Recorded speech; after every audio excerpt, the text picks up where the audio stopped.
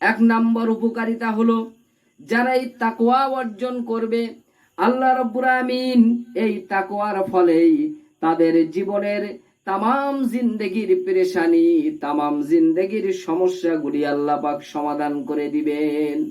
আল্লাহ রাব্বুল আমিন ঘোষণা করেন, ওয়া মাইয়াত্তাকিল্লাহা ইউকাফির আনহু সাইয়্যাতিহি ওয়া ইউযিম লাহু আজরা।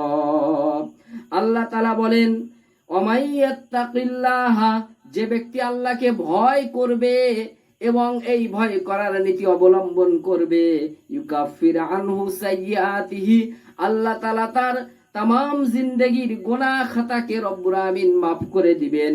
ওয়া ইউযিম লাহু আজরা, এবং তাকে মহা পুরস্কারে তিনি ভূষিত করবেন। সুবহানাল্লাহ। তাহলে তাকওয়ার এক নাম্বার উপকারিতা। দ্বিতীয় নাম্বার উপকারিতা, যিনি তাকওয়া অর্জন করবেন, মানুষ এবং শয়তানের ওয়াসওয়াসা থেকে, তাদের অনিষ্টতা থেকে তিনি বেঁচে থাকবেন, তিনি নিষ্কৃতি লাভ করবেন।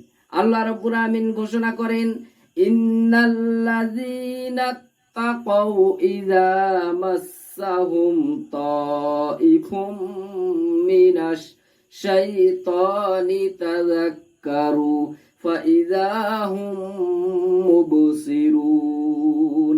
আল্লাহ